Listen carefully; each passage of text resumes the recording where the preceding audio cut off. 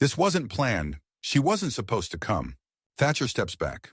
In front of him, his wife appears alone, calm, standing exactly where he had decided she would never be invited. For years, he confused her silence with a lack of value. His mother spoke of respectability. He talked of image. Together, they chose to replace her for one evening, convinced that a woman could be erased simply by changing the setting. But some people do not disappear. They step aside to observe more clearly. And when they return, it is not to ask for a place, but to reveal who it belonged to from the beginning. This story speaks of those who are underestimated, of refined prejudices, and of the shock created by a truth hidden for too long. Tell us where you are listening from today, and remember to subscribe for what comes next. Kezia Sterling returned home long after sunset, her body carrying the weight of weeks spent between scaffolds, blueprints, and dust-coated corridors. The house greeted her with silence that felt deliberate. No footsteps approached. No light shifted to announce her arrival. She closed the door softly and stood still, listening, until she realized that the quiet was not accidental. It was chosen. She removed her shoes and walked deeper inside. The scent of polished wood and old wealth lingered, familiar yet distant. From the study at the end of the hall came the low murmur of voices. Thatcher Vance and his mother, Eleanor, were inside. Their words were hushed, measured, as if spoken behind a locked door of intention rather than wood. Kezia paused just outside the room. She was not trying to eavesdrop, yet the tone drew her in. Thatcher sounded strained, his confidence stretched thin. Eleanor's voice remained steady, sharp with certainty. They spoke of the future of the Vance family as though it were a fragile artifact, something that required careful handling and the right pair of hands. When Keziah stepped into view, the conversation stopped. Both of them turned at once. Thatcher straightened, his expression shifting into something polite but distant. Eleanor's gaze swept over Keziah from head to toe. Her eyes lingered on the faint dust still clinging to Keziah's work clothes, then lifted with clear disapproval. "You look exhausted," Thatcher said. He reached into a drawer and placed a small box on the desk before sliding it toward her. "You should take this and rest. You look unwell." Keziah glanced at the box. Sleeping pills. Prescribed recently, placed where she could not miss them. She felt a quiet awareness settle in her chest. This was not a concern. It was convenient. "I'm fine," she replied calmly. Her voice did not rise. She met his eyes searching for something familiar, something that still belonged to the man she married. She found none. Thatcher avoided her gaze. "I have an event tonight, at Sterling Estate. Important people will be there. Potential investors." Eleanor scoffed softly. "You cannot expect to attend such a place dressed like that," she added. "This is not a construction site. Appearances matter." Kezia looked down at herself. The clothes were practical, worn for work that required presence and precision. She had once been proud of them. Now she understood that they were being used as evidence against her. "I will go alone," Thatcher continued. "You need rest." The word alone hung between them. It was not an invitation withheld. It was a statement of exclusion. Eleanor rose from her chair and approached Keziah with a thin smile. "A wife represents her husband," she said, "and tonight representation must be flawless." Kezia nodded slowly. She did not argue. She did not ask questions she already knew the answers to. Instead, she observed. The way Thatcher did not defend her, the way Eleanor's satisfaction barely concealed itself, the way the pills sat between them like a quiet command. She left the room without another word. In the bedroom, Kezia closed the door and leaned against it. Her breathing remained steady. Her thoughts did not race. Instead, clarity arrived, sharp and unwelcome. This distance was not neglect. It was preparation. She sat on the edge of the bed and held the pill bottle in her hand. She did not open it. She placed it back on the table untouched. Hours later, sleep came lightly and without aid. She woke earlier than expected, guided by instinct rather than rest. The house was already stirring. From the hallway, voices drifted toward her through the open door of the dressing room. She moved closer and stopped. A young woman stood before the mirror. Her posture was careful, her movements rehearsed. She wore a gown Keziah recognized immediately. It was a custom design commissioned months ago. Every line, every stitch, chosen to reflect authority rather than decoration. Eleanor stood behind her, adjusting a necklace that belonged to the Vance family. "Remember," Eleanor said, "today you are Mrs. Vance." The woman nodded. Her name was Sloane Whitaker. She was Thatcher's secretary, younger, polished, and eager. Her resemblance to Keziah was superficial but intentional. With makeup and the right dress, she could pass in the shadows where truth was inconvenient. Thatcher entered the room and took Sloane's hand. "You look perfect," he said. The word carried pride. Kezia watched from the darkness of the hall. Her heart did not break. It hardened into something precise. As they walked past her, Thatcher did not see her. Or perhaps he chose not to. The front door closed behind them, sealing the choice they had made. Kezia remained where she was until the silence returned. Then she reached for her phone. "Cancel the private arrangements," she said when her assistant answered. Her voice was calm, controlled. "Prepare everything for a public appearance instead." There was a pause on the other end. "Understood," the assistant replied. Kezia looked toward the window where dawn was beginning to rise. "I will attend tonight," she added. As the owner of Sterling Heritage, she ended the call and allowed herself a small, knowing smile. The performance had begun, and she intended to watch every moment before stepping onto the stage herself. Morning light filtered through the tall windows of the house, pale and indifferent. Keziah Sterling stood alone in the kitchen, her hands resting on the cool surface of the counter.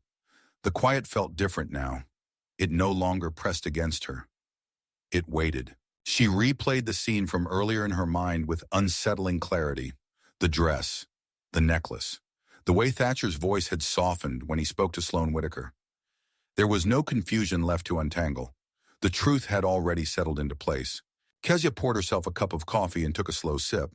Her reflection stared back at her from the dark glass of the window. She looked composed, almost unchanged, yet something essential had shifted. The woman in the reflection was no longer hoping to be seen. She was calculating. By mid-morning she had left the house. Not in haste, not in secrecy. She moved with intention, her mind already several steps ahead. Her destination was a private office hidden behind a modest exterior, known only to a small circle who understood where real authority lived. The moment she entered, the atmosphere changed. People straightened. Conversations paused. This was where her presence mattered. Amara Collins greeted her first. Amara was her senior legal counsel, a woman who had worked beside Keziah for years and knew her true position long before anyone else. Their relationship was built on discretion and trust rather than sentiment. "You look calm," Amara observed, closing the door behind them. "I am," Keziah replied. "That does not mean I am forgiving." Amara nodded. She did not ask unnecessary questions. "Vance Industries is more fragile than they realize," and she said, "Your guarantees are the only thing keeping their creditors patient." "I know," Keziah answered. "That is why they felt confident enough to replace me." She removed her coat and placed it carefully on the chair. With each movement, the tired professional image she had worn for years fell away. What remained was precision. "Review every transfer connected to Vance Industries," Kezia said. "Quietly. I want to know who benefits the moment I withdraw support." Amara's expression tightened. "And Thatcher?" Kezia paused. Not because the question hurt, but because the answer required accuracy. "He believes he is protecting his legacy. He does not understand that he handed it to me the moment he chose deception." Later that afternoon, Keziah stood before a mirror in her private suite. The space was minimal, designed for clarity rather than comfort. She studied herself as a strategist studies a board. This version of her was deliberate. There was no room for doubt. Her phone vibrated. "He arrived," her assistant said. "Sterling Estate is fully prepared." Keziah closed her eyes briefly. The image of Sloane in the dress returned, but it no longer stirred anger. It inspired resolve. "Let them continue," Keziah replied. "The longer they believe the illusion, the more complete the exposure." As evening approached, the city shifted into spectacle. At Sterling Estate, guests gathered beneath towering lights and polished surfaces. Music flowed through the hall, smooth and confident. Thatcher Vance entered with Sloane at his side. She played her role carefully, smiling when introduced, listening with practiced attention. Thatcher kept a possessive hand at her back, proud of the image they projected. "She is impressive," one investor murmured. "Your wife seems very capable." Sloane responded before Thatcher could speak. "I enjoy being involved," she said. "Architecture is about vision, after all." The words were polished but thin. Several guests exchanged brief glances. Expertise recognized absence faster than presence. Thatcher noticed the subtle shift and felt a flicker of unease. He scanned the room. "Where is the chairman?" he asked an event manager. "She prefers to observe," the man replied, "from above." The answer unsettled him more than silence would have. Back at her office, Kezia watched the event unfold through secured feeds. Each camera angle showed a different version of confidence. None showed truth. She leaned back in her chair, fingers interlaced. 8 years of marriage passed through her thoughts. The compromises, the quiet adjustments, the way her restraint had been mistaken for submission. She felt no grief now, only clarity. Her phone rang again. "Everything is ready," her assistant said. "Your entrance will be noticed." Kezia stood. She chose a dress prepared long ago, not for ornament but for declaration. Gold fabric caught the light without demanding it. It reflected rather than begged. As she stepped into the waiting car, she took one last breath, steady and unshaken. The performance had reached its final act. Kezia arrived at her private office before dusk. The building was quiet, shielded from attention by design. Inside, the air felt steady, neutral, free of judgment. This was the place where she had made decisions that shaped cities without ever attaching her name to them. She set her bag down and loosened her shoulders. The fatigue she had carried for years faded as familiarity took over. Here she did not need to explain herself. Marcus Hale was already waiting. He was Sterling Heritage's financial director, a man whose loyalty had been earned through shared precision rather than promises. He rose when she entered, his expression attentive. "You asked for a full review," he said. "I brought everything." "Start with the guarantees," Kezia replied. She took a seat across from him, posture relaxed but alert. "I want to see how exposed Vance Industries truly is." Marcus slid a folder toward her and began speaking in measured detail. As he explained the numbers, Kezia listened without interruption. Each figure confirmed what she had long suspected. The company survived not on innovation or leadership, but on patience borrowed from her discretion. "They assumed your support was permanent," Marcus added carefully. "There are no safeguards if it disappears." Kezia nodded. The absence of protection told her more than any document could. "They never planned for honesty," she said, "only for appearance." When Marcus finished, Amara Collins joined them. She placed her phone on the table and met Kezia's gaze. "Everything is in place legally," she said. "If you withdraw tonight, the consequences will be immediate." Kezia folded her hands. The word tonight carried weight, but not fear. "They chose timing without knowing the clock belonged to me." Amara studied her for a moment. "Are you certain you want to proceed publicly?" "Yes," Kezia answered. "Silence protected them. Visibility will end it." The room fell quiet. Marcus glanced between them. "Then this is not about revenge." "No," Kezia said evenly. "It is about correction." After they left, Kezia remained alone. She walked to the window and looked out over the city. Lights flickered on below, each one marking a life unaware of the performance unfolding above it. For a brief moment, memories surfaced. Early years of marriage, dinners where she listened more than she spoke. The way Eleanor's approval had always depended on how invisible Kezia could remain. She had mistaken endurance for peace. They had mistaken restraint for weakness. Her phone vibrated. A message from her assistant appeared on the screen. "They are confident," the message read. Thatcher seems relieved. Sloane is playing her role carefully. Kezia closed her eyes briefly. Relief was always the sign that someone believed the danger had passed. "Let them continue," she typed back. "I want them comfortable." She changed clothes slowly, deliberately. The transformation was not dramatic. It was precise. The tired edges softened. The authority sharpened. When she looked at herself again, she saw no wife, no observer. She saw the owner. A knock came at the door. Elijah Brooks entered quietly. He was head of security for Sterling Heritage, a man who had worked with Kezia long enough to understand that calm moments often preceded upheaval. "Your arrival has been scheduled," he said. "No interruptions." "Good," Kezia replied. "I want every word heard." As she walked toward the exit, her thoughts returned to Thatcher. She pictured his hands resting confidently on Sloane's back. The way he introduced her as a solution rather than a person. He believed he was the hunter tonight, drawing opportunity toward himself. Kezia almost felt pity. In the car, she watched the city pass in clean lines of light and shadow. Her pulse remained steady. The anger she might have expected never arrived. In its place was focus. She rehearsed nothing. The truth required no script. When the car slowed near Sterling Estate, music drifted through the air, polished and inviting. She could imagine the room inside. Laughter, glasses raised, faces turned toward the illusion of success. She stepped out and adjusted her posture. The weight of the moment settled around her, not as pressure, but as certainty. Inside, Thatcher Vance stood at the center of attention, unaware that the rules had already changed. Kezia moved forward unseen for now, patient as always. Inside Sterling Estate, the evening unfolded with careful precision.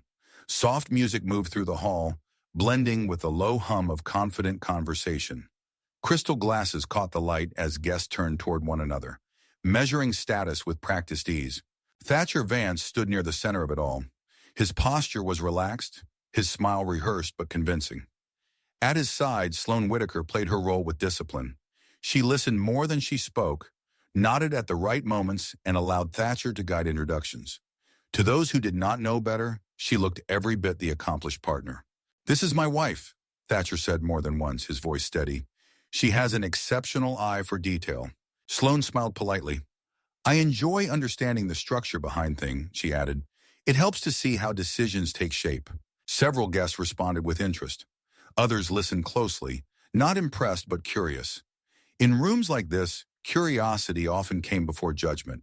One of the architects present, Daniel Moreau, stepped forward. He was a senior consultant for international restoration projects and had collaborated with Sterling Heritage on several occasions. He studied Sloane with a professional calm that made Thatcher uneasy. "You mentioned structure," Daniel said. "How would you approach preserving a historical facade while modernizing its internal systems?" Sloane hesitated only briefly. "I believe balance is essential," she replied. "You must respect tradition while embracing innovation." Daniel nodded slowly. "That is a general principle," he said. "I was asking about execution." The pause that followed was subtle but noticeable. Sloane adjusted her grip on her glass. "Execution depends on the team," she said. "Strong leadership ensures the right choices are made." Daniel smiled faintly and stepped back. The exchange left a quiet impression. Knowledge, when missing, created its own echo. Thatcher felt it immediately. He leaned closer to Sloane. "You are doing fine," he murmured. "They are just cautious." Across the room, Eleanor Vance observed everything with sharp attention. Her satisfaction was fragile, dependent on continued performance. She intercepted a conversation and steered it away from scrutiny, reinforcing the image she wanted preserved. "Experience comes in many forms," Eleanor said smoothly. "Not all intelligence needs to be academic." The guests nodded politely, but some glances lingered longer than comfort allowed. Thatcher excused himself and approached an event coordinator. "The chairman," he said quietly. "When will she arrive?" The coordinator kept his expression neutral. "The chairman prefers to observe before engaging." "Observe from where?" "From the control room," the man replied. "She sees everything." The answer unsettled Thatcher. He returned to Sloane with a tight smile, his confidence thinning. Meanwhile, the doors at the far end of the hall remained closed. Few guests paid attention to them. The evening still belonged to those already inside. Behind those doors, Kezia Sterling waited. She stood still, listening. Every sound reached her clearly. Laughter, applause, her name unspoken but present in the air, borrowed without permission. Elijah Brooks stood beside her, calm and alert. "They are comfortable," he said quietly. "That will change," Kezia replied. Her voice was steady. She did not feel rushed.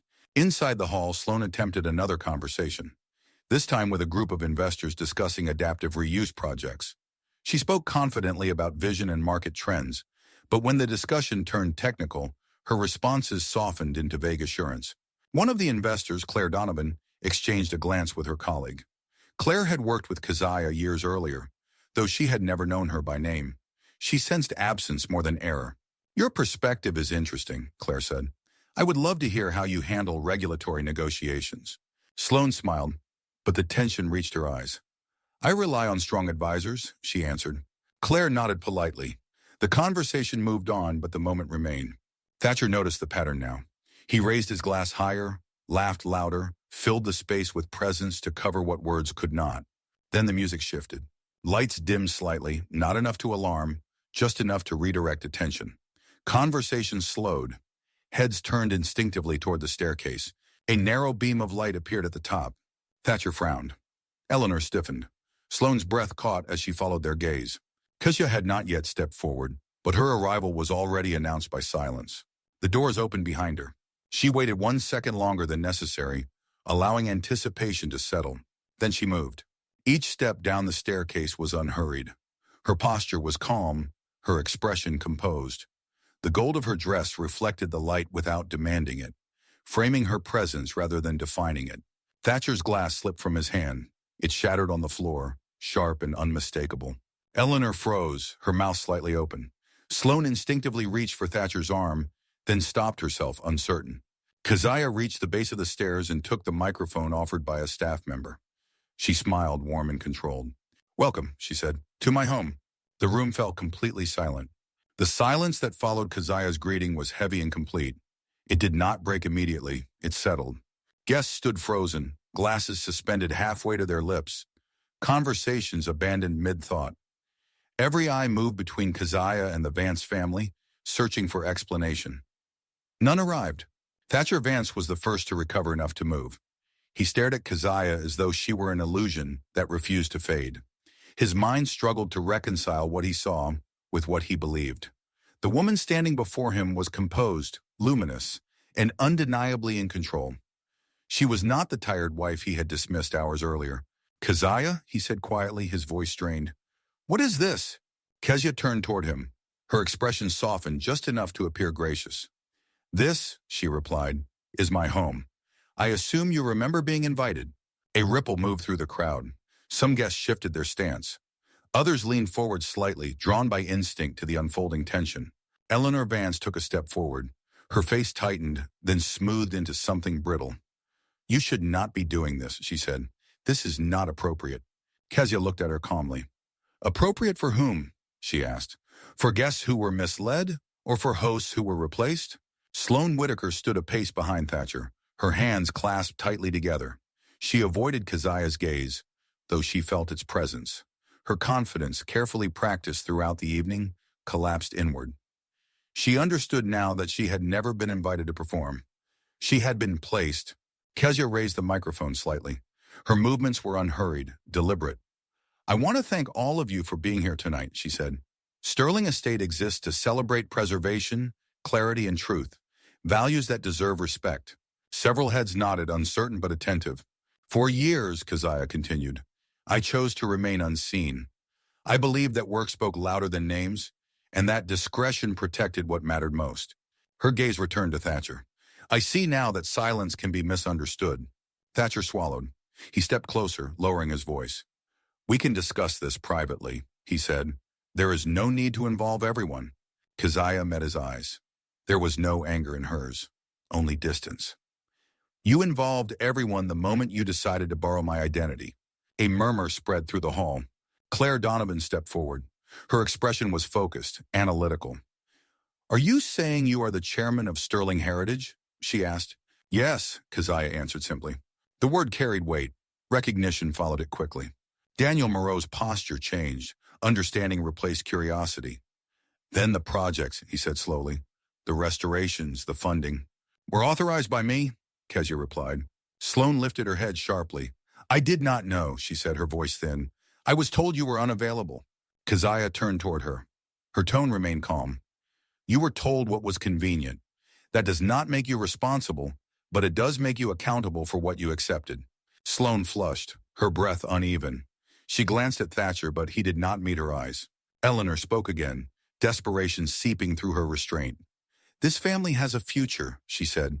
"You cannot destroy it over pride." Kezia smiled faintly. "I am not destroying anything," she said. "I am revealing it." She turned back to the room. "I would like to clarify something for our partners and guests," she continued. "Vance Industries operates under financial guarantees provided by Sterling Heritage. Those guarantees exist because I allowed them to." The room shifted. The implication landed with precision. Thatcher felt his chest tighten. "You would not," he said quietly. "Not tonight." Keziah lowered the microphone and looked at him fully. "Tonight is exactly when clarity matters most." She gestured subtly. Elijah Brooks stepped forward, his presence quiet but firm. Security positioned themselves without spectacle. "I am asking Sloane Whitaker to join me," Keziah said. Sloane hesitated, then stepped forward, her movements uncertain. Keziah addressed her directly. "As Mrs. Vance, can you explain the financial structure of the East Wing restoration project?" she asked. Sloane opened her mouth, then closed it. She searched for words that did not exist. Her silence answered for her. Keziah nodded once. "Thank you." She turned back to the audience. The role assigned to her required performance, not knowledge. That distinction matters. Thatcher stood motionless. Eleanor looked around, realizing the room had turned against them. No voices rose in their defense. Kezia handed the microphone back. Her task was complete. She had not raised her voice. She had not accused. She had simply stood in the light and allowed truth to take its place. The hall did not erupt into chaos. It tightened instead, as if the walls themselves were listening. Guests remained where they stood, restrained by curiosity and disbelief. Power had shifted, and everyone felt it. Thatcher moved first. He stepped toward Kezia with urgency that bordered on panic. His voice dropped, careful and pleading. "This has gone far enough. You are humiliating us." Kezia faced him fully. She saw fear now, unguarded and raw. It did not move her. "You humiliated yourself long before tonight," she said. "I am only refusing to protect you from it." He shook his head. "We made a mistake. We can correct it. We are married. That must count for something." For a moment, memory surfaced. 8 years of compromise. Dinners where she listened while others decided. Evenings where she adjusted herself to fit a role that never belonged to her. The weight of it passed quickly. "It counted," Kezia replied, "until you decided to replace me." Eleanor stepped forward, her composure cracking. "You are being vindictive," she said. "This family gave you everything." Kezia turned to her calmly. "You gave me access. I gave you survival." A quiet murmur moved through the guests. Amara Collins approached the edge of the gathering. She did not interrupt. Her presence alone signaled that this moment was no longer emotional. It was procedural. Kezia addressed the room again. "I believe clarity should be complete," she said. "Sloane Whitaker was presented tonight as Mrs. Vance. That position implies responsibility." Sloane stood stiffly, her face pale. She looked younger now, stripped of performance. "I was told to listen," she said quietly. "I did not understand the scope." Kezia nodded once. "That is precisely the problem." She gestured gently. "Please join me." Sloane hesitated, then stepped forward. The space between them felt charged, not with anger, but with consequence. "As Mrs. Vance," Kezia said evenly, "you should be familiar with the financing structure behind the Northern Redevelopment portfolio. Can you explain how the risk was distributed?" Sloane swallowed. She glanced toward Thatcher, but he remained silent. "I am not involved in that level of detail," she admitted. Kezia did not raise her voice. "Then you were introduced under false authority." The word settled heavily. Daniel Moreau shifted his stance. Claire Donovan exchanged a glance with another investor. Recognition spread quietly, efficiently. "I was not aware," Sloane repeated, her voice trembling. "I believe you," Kezia said. "That does not absolve the decision to accept a role built on deception." She turned slightly, signaling Elijah Brooks. He moved forward with calm professionalism. "Ms. Whitaker," he said, "we will escort you out." Sloane's eyes widened. She looked once more at Thatcher. He did not move. She nodded faintly and followed Elijah, her departure silent and final. The absence she left behind was immediate. Thatcher took a breath that failed to steady him. "You cannot do this," he said. "The investors, the contracts." Kezia met his gaze without hesitation. "You built your future on my discretion. That was your mistake." She nodded toward Amara. "Please proceed." Amara stepped forward. "Effective immediately," she said, her voice clear and firm. "Sterling Heritage withdraws all financial guarantees supporting Vance Industries." The reaction was not loud. It was devastating. Eleanor gasped softly. "You would ruin us." Kezia looked at her with something close to pity. "I protected you for years," she said. "You mistook that for entitlement." Thatcher felt the room closing in. He searched for allies but found only measured distance. No one spoke in his defense. Kezia addressed the guests one last time. "Sterling Heritage remains committed to integrity. Any partnership built on truth will continue. Anything else ends tonight." Several investors nodded. Decisions were already being made. She turned away from Thatcher.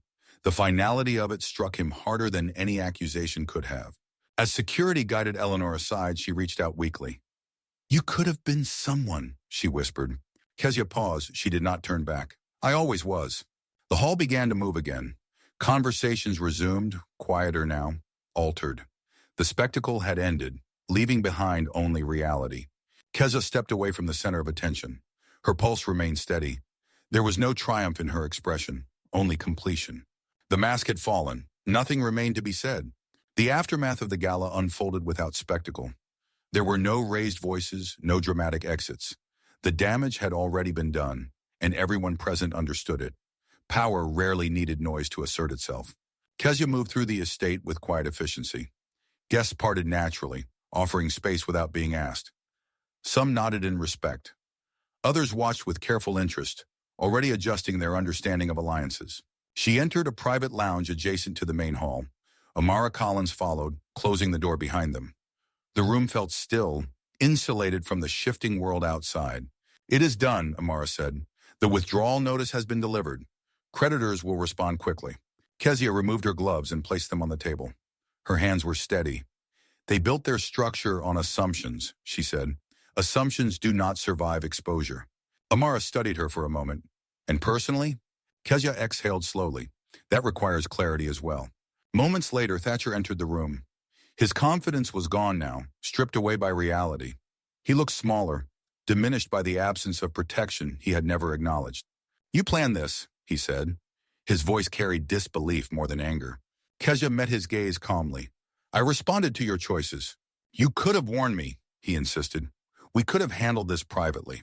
"We were never private," Kezia replied. "You made sure of that when you decided my name was something you could lend out." Thatcher ran a hand through his hair. "Everything I did was for the family." Kezia tilted her head slightly. "No," she said. "You did it for control. The family was a justification." He stepped closer. "My mother, the company, years of effort. Years of dependence," Keziah corrected. "On my silence." The door opened again. Eleanor Vance entered, escorted by security who remained discreetly outside. Her composure had fractured. Pride gave way to desperation. "You cannot abandon us," she said. "You owe this family." Kezia turned toward her. The distance between them felt absolute. "I honored my commitments," she said. "You violated yours." Eleanor's voice shook. "We took you in. We gave you a place." "You tolerated me," Keziah replied. "As long as I remained useful and unseen." Eleanor reached for sentiment. "We are family." Kezia did not flinch. "Family does not replace truth with convenience." She reached into her bag and placed a folder on the table. "These are the divorce papers," she said. "They have been prepared carefully." Thatcher stared at the documents. "You are ending everything." "I am ending what never belonged to you," Kezia said. Silence filled the room. Eleanor sank into a chair, defeated by the realization that pleading no longer held power. Keziah addressed them both. "I spent years restoring buildings others considered beyond saving," she said. "I learned something important in that work. Some structures fail because their foundations were never sound." She paused. "Oh, this is one of them." She turned to Amara. "Please ensure the filings are processed tonight." Amara nodded. "Already underway." Kezia returned her attention to Thatcher. "I will not contest what is legally yours," she said. "There is little left to contest." His shoulders slumped. He understood now. The woman he had underestimated had been the only thing holding him upright. Security opened the door again. "Miss Sterling," Elijah Brooks said respectfully, "your car is ready." Kezia nodded and moved toward the exit. Eleanor spoke once more, her voice barely above a whisper. "You could have been our salvation." Kezia stopped at the threshold. She turned slightly. "I was," she said. "You just never recognized it." Outside, the night air felt clean. The city lights stretched before her, unburdened by expectation. She stepped into the car and allowed the door to close behind her. As the vehicle moved forward, she looked ahead, not back. There was no satisfaction in collapse, only resolution. Sterling had spoken. Some stories end with victory, others end with understanding. This one lingers somewhere in between. What unfolds here is not about spectacle or punishment, but about the quiet moment when a person recognizes their own worth and refuses to let it be negotiated again. Many may see familiar patterns in these pages. Silence mistaken for weakness, power hidden behind restraint, trust exploited by those who believe appearances are everything. Such mechanisms exist wherever relationships, ambition, and pride intersect. They are not rare. They are simply often ignored until a line is crossed. If this story resonated with you, perhaps it touched something you have witnessed, endured, or questioned in your own way. Your reflections matter. Thank you for taking this journey. I appreciate your time, and I look forward to meeting you again in the next story.